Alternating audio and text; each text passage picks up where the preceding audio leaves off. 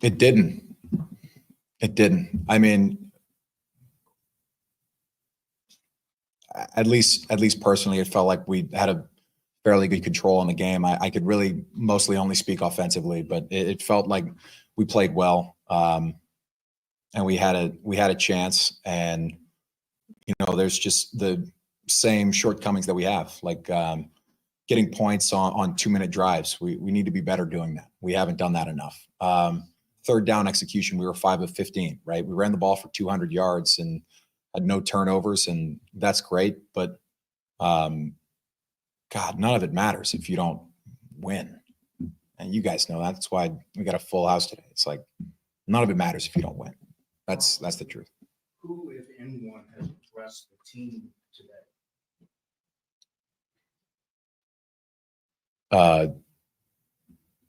Rizzy. No front office. No. You mentioned obviously with Ed and with Rich, and the situations don't always go well. So, are there any kind of through lines, any common threads that you can point to with those teams that led to the positive results? Accountability, extremely high levels of accountability. No clicking up or secrets in the locker room. That's a big one. Coming in high spirits and embracing change. For me, those are the 4 pillars of what you have to do if you have found yourself in an interim coaching situation. That's it. What was Tyrann Mathieu's message to?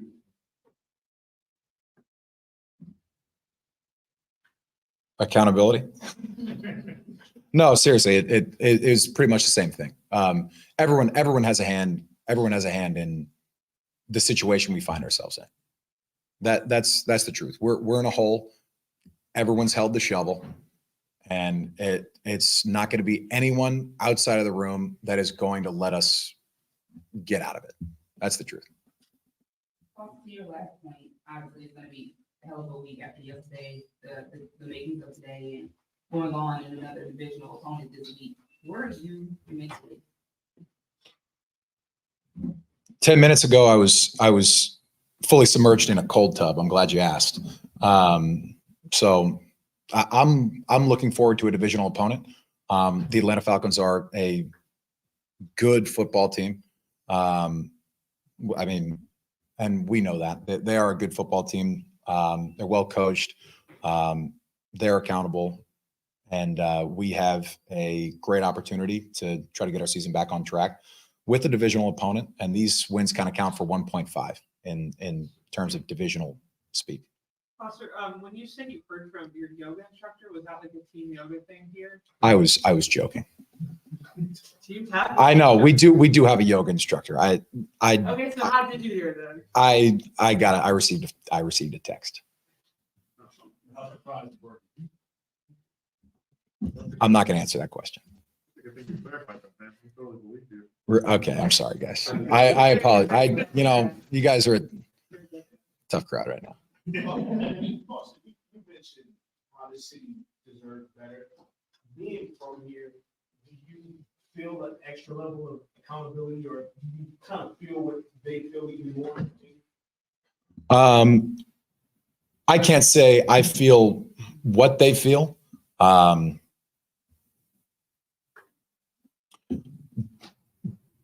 But in terms of accountability, I feel personally responsible 100% every day.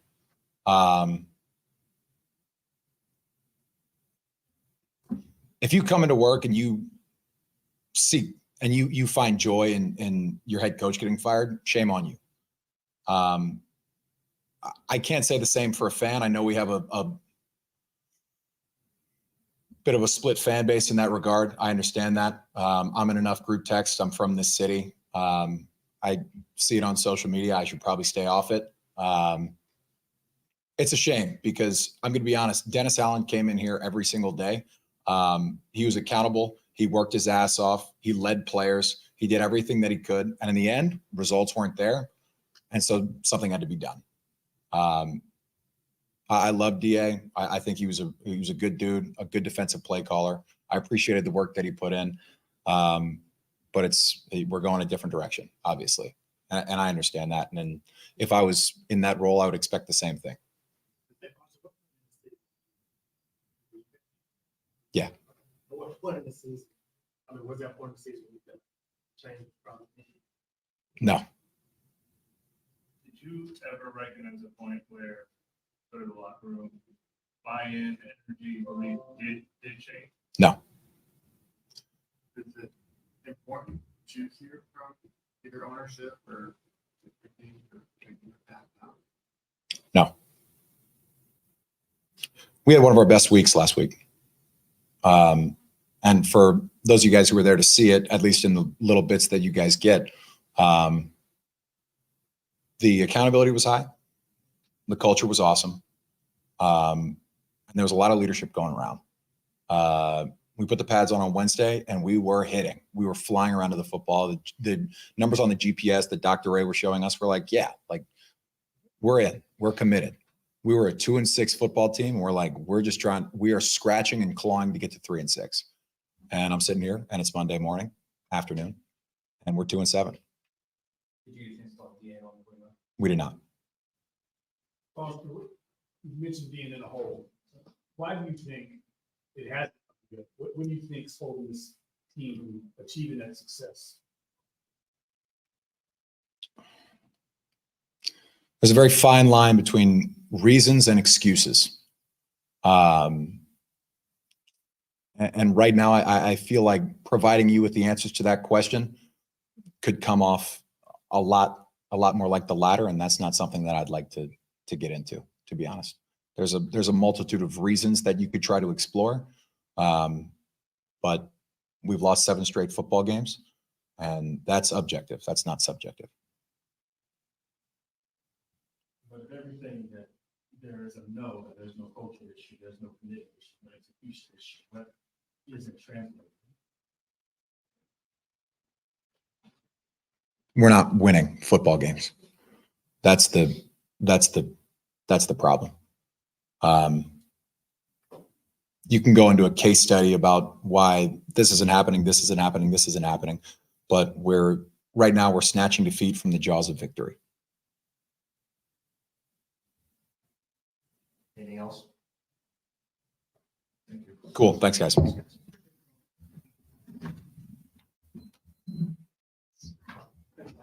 That's a video good guy. Please don't.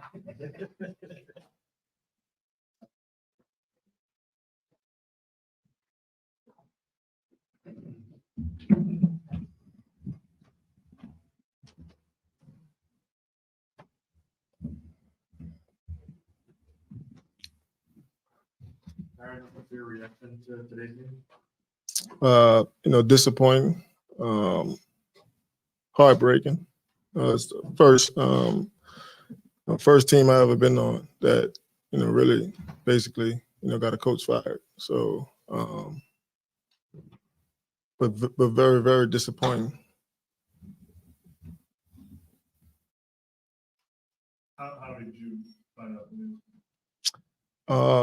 DA he sent us a text. That was, basically, kind of saying, he's sorry how everything went. And then obviously I walk in the building and you start checking. I haven't really been on social media. But then you just start seeing things like, the Saints parted ways with him. And Foster said Darren Rizzi's owners really addressed you so far as a team. Yes. What was the message you took from him? How he was still forward? Well, I think we kind of dug ourselves in a hole, and so I think Red's message was basically, to fill it back up, and it's going to take the people that's, really in this room, from management to, staff to players. I think we collectively, we all have to be on the same page, and quite frankly, we all played a part in, him not being here anymore. So it was definitely a tough place to be, but I think from a accountability standpoint, a unity standpoint, I think this kind of gives us an opportunity to just get closer and get tighter. You mentioned before how much you believe in the NBA, and obviously you work with him closely, being a defensive guy. Like, does that make it hurt maybe even more because of that personal relationship? Yeah, for sure, man. Man, he's a good dude, man. He's honest. He's hardworking, and you know, when he came back, man, you got to realize, like, you know, he kind of inherited, you know, a really bad situation, you know, defensively, and you know, I think everything he was, you know, able to do, like it stands out, you know, with Cam and Demario, and you know, it really wasn't until, you know, DA got back here that, you know, really those guys started to really, you know, excel. And so it's tough, man. But, you know, I'm from New Orleans, so I remember like when we was not too good on defense. And, you know, I think what he was able to do defensively for us, you know, I don't think that should ever be like overlooked or dismissed. You know, I thought he did a great job, you know, defensively, you know.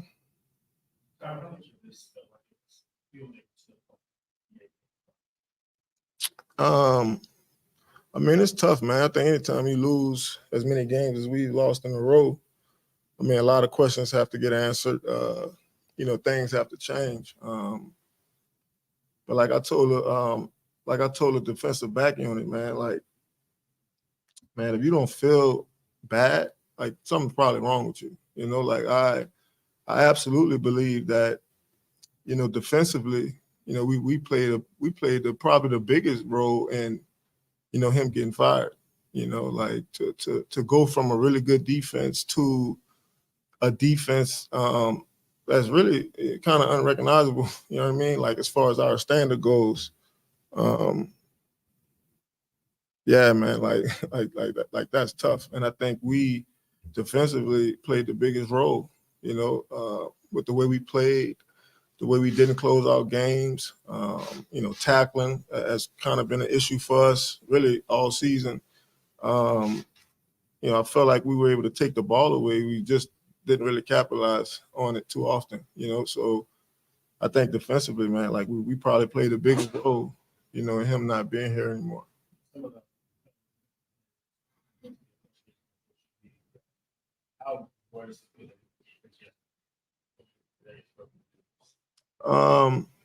Man, I think defensively, I think we're all disappointed. You know, I had a conversation with the defensive back unit today, and you know, I take full responsibility. I take full accountability for the way that we've played. And you know, when I signed here, man, like I signed to a top 5 defense. You know, and I didn't always feel that they really needed me here. Like they were good before I got here. And what I'm trying to say is that, you know, I think for the last 2 years, you know, I haven't really been tiring, you know. And, you know, from that perspective, you know, I take a lot of credit. I mean, I take a lot of responsibility for, you know, the way we play on the back end and how it's looked. You know, it's not my standard. It's not my way of doing things. And so, you know, I just feel bad. I feel bad about it. You're from New Orleans, obviously, you've got family and friends here. Can you relate to the frustration of the fans and understand kind of where they're at, how things have gone? Yeah, absolutely, man. Man, this city doesn't have a whole lot to offer, you know, this state, you know, and I think sports is a big deal. You know, I think people, you know, work hard all week. They slave, they minimum wage, you know, like just to get to Sunday to see us and for that to kind of be the highlight, you know, of the week. And I tell that story all the time as a kid growing up, right? Get through the whole week, and then we was always looking forward to Sunday because we knew the Saints was playing and we knew we could go get some food. Like somebody in the neighborhood was watching the game. They was throwing like a Saints party. And so I can absolutely feel, you know, their frustration. You know, we make a lot of money, man, playing a game, you know, and, you know, those people, man, they work hard to be a part of it, to buy tickets and to buy jerseys and, just be invested in us, right? And so when we win, we all feel good. And I think when we lose, we all feel bad. And that goes for our fans too. And, it just hasn't been, really the product that they've kind of been used to, you know what I mean, since 2006. And so, yeah, man, I mean, this is kind of like a part of the story that, you want to make sure that, you finish it the right way, you do it the right way. But yeah, I can totally understand people's frustration. Like we look forward to the Saints brightening our week. You know what I mean? We look forward to LSU, brightening our week. And we totally, just dropped the ball, in that regard. Well, it's, I think you'll see us come closer. I think we'll be way more accountable. And I actually believe in Riz. I think Riz is the type of coach and the type of leader and the type of man that really can kind of command the room. I think he kind of knows what buttons to push to motivate his guys, right? And he's a straight shooter. And I think you need that sometimes. I think guys need to be called out sometimes, right? And so, I think Riz is going to provide us with that sense of reality, you know what I mean? Always. And so I'm just looking forward to really playing for him because, like I said, he's a special teams coach, and I don't spend a lot of time with him, but we have a great relationship. And I think that says a lot about, who he is as a coach. I think, I've been on a few teams where special teams coaches don't really talk to guys that they don't need, you know what I mean? And so, I mean, he's a guy that has a really good relationship with a lot of people, as far as players and stuff goes. So, I think he'll be all right. And, on another note, like this is an opportunity for him too, to kind of make his mark and show the rest of the league that he can kind of command the team and, push those guys in the right direction. So I'm excited about it. I mean, obviously, you never want anyone to be fired, because we all got bills, we all got kids, right? And it's not a good feeling, when you know somebody's, not going to be with you anymore. So I think Riz will do a great job. I think Joe Woods has coached in this league a lot. I think he's proven. And so, he called a lot of plays for us in training camp too. So I kind of already know what type of game we'll be playing, Sunday. So yeah, man, I believe in those two guys. And like I said, obviously under different circumstances, right? But yeah, man, I believe in. Tyrann, what was that playing like last night? Like, were players thinking that this could be a possibility when they came to the facility Monday morning? I don't think really, at least I wasn't really a part of those conversations. It was quiet, man. Like that plane ride was quiet. That plane ride was kind of reflective. You know what I mean? I was talking to players about this. I can't do a documentary or write a book without telling this story. Like this is all of our story. Like this just isn't Dennis Allen's story. Like this is all of our stories, and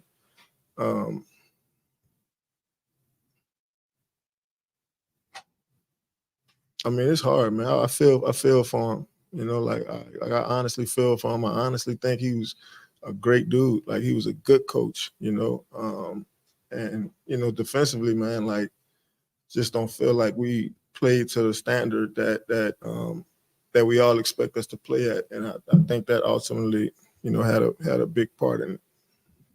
Donnie, you and also both talk about remembering growing up here, what it was like back then.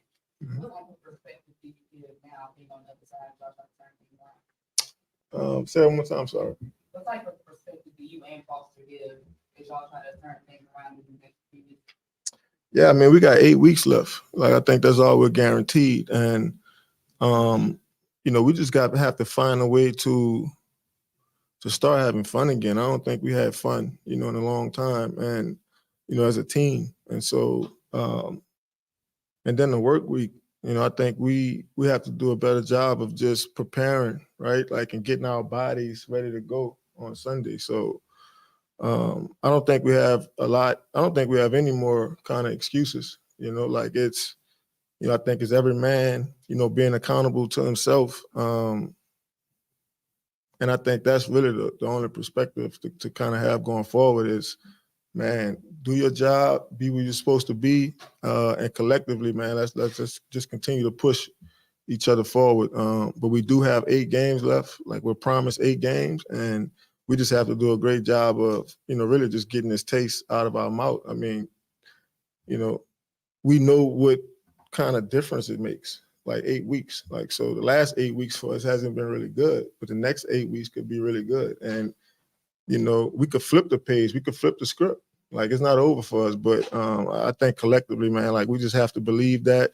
We have to buy into that, and we just have to make those plays that count.